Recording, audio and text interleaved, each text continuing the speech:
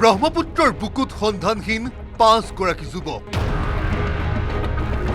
ব্ৰহ্মপুত্ৰৰ চাপৰিত সন্ধানহীনৰ পৰিয়াল। ঘটনাৰ ২৪ ঘণ্টা উকলি যোৱাৰ পাছতো সন্ধান নাই নিৰুদ্দিষ্টৰ। এটাকৈ ঘণ্টা অতিক্ৰম কৰিছে, এতিয়াও সন্ধানহীন ভক্তি কুটিৰলৈ আহি ব্ৰহ্মপুত্ৰত নিখোজ হোৱা ৫ যুৱক। বুধবাৰে সন্ধিয়ালৈকে বিফল অভিযান সামৰি পুনৰ বৃহস্পতিবাৰৰ পুৱা আৰম্ভ হ'ল NDRF, SDRFৰ যুটীয়া অভিযান। পুৱা সন্মুখলৈ একো নমনা কুঁৱলীৰ মাজে মাজেই অসাধ্য অভিযান সফল কৰিবলৈ দেহে কেহে লাগিল দুয়োটা বাহিনী। কিন্তু বুঢ়ালৈতে কোন দিশলৈ যুৱককেইজনক কঢ়িয়াই নিলে একো ঠাৱৰ কৰিব নোৱাৰিলে অভিযানকাৰীয়ে। ইতিমধ্যে শুৱালকুছিলৈকে বিভাগীয় সকলোকে হস্তম কৰি দিলে দুৰ্যোগ প্ৰশমন বিভাগে। বুধবাৰে গুৱাহাটীৰ খাৰগুলিত ব্ৰহ্মপুত্ৰত নামি সন্ধানহীন হৈছিল ৰাজ্যৰ ৪জন আৰু গুৰগাঁৱৰ এজন যুৱক। পূজা অৰ্চনাৰ বাবে ব্ৰহ্মপুত্ৰত নমা ৯জন লোকৰ ভিতৰত পাৰলৈ উদ্ধাৰ হৈছিল ৪জন। ব্ৰহ্মপুত্ৰৰ বিশাল বুকুত নোহোৱা হ'ল গুৰগাঁৱৰ সাগৰ গৌতম, বিশ্বনাথৰ উপেশ কুমাৰ আৰু প্ৰতাপ, বঙাইগাঁৱৰ ৰৌনক সাদক আৰু গুৱাহাটীৰ অভিজিত নামৰ এজন যুৱক। ৫জনকে বিচাৰি উলিওৱাৰ বাবে দুবাৰৰ সহায়ত ব্ৰহ্মপুত্ৰত বৃহস্পতিবাৰেও চলিল অভিযান, কিন্তু কোনো পধ্যেই দৃষ্টিগোচৰ নহ'ল সন্ধানহীন।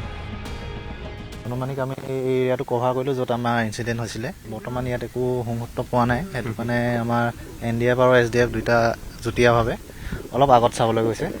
তেওঁলোক শুৱালকুছিলৈকে এলাৰ্ট কৰি দিয়া হৈছে। আৰু আমাৰ পাণ্ডু টেম্পল ঘাট, তাত ৰিভাৰ পুলিচ অলৰেডি আছে। এৰিয়াটো বহাই গৈ থকা হ'ব যিমান দিন পাৰ হ'ব, আৰু আশা কৰোঁ আমি জল্দি পাম বুলি। ঘটনাৰ কালত একাংশ নাৱৰীয়াই ৰক্ষা কৰিছিল ৪জন লোকৰ প্ৰাণ। দলটোত থকা আমেৰিকা আৰু অষ্ট্ৰেলিয়াৰ 2জন ভক্তকো উদ্ধাৰ কৰিছিল লোকসকলে।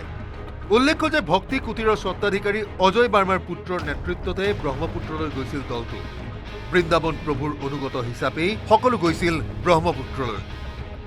সন্ধানহীনৰ পৰিয়ালে অৱশ্যে তুলিছে অভিযোগ, ভক্তি কুটিৰ কৰ্তৃপক্ষই লুকুৱাইছে প্ৰকৃত কথা, গা এৰা দি ফুৰিছে সমগ্ৰ ঘটনাৰ। কুটিৰলৈকে আহিলোঁ, তেওঁলোকে এনেকুৱা ব্যৱহাৰটো বহুত বেয়া। সিহঁতে একো নাজানে, মই চিনি নাপাওঁ, কিবা মানে এইবিলাক কথাখিনি ক'লে তেওঁলোকে থানাত যোৱা বুলি আমি গম নাপাওঁ। তেওঁলোকে কিবা মানে লুকুৱাই আছে, মোক সেইটো ডাউট আৰু ভক্তি কুটিৰ কিবা লুকুৱাই আছে।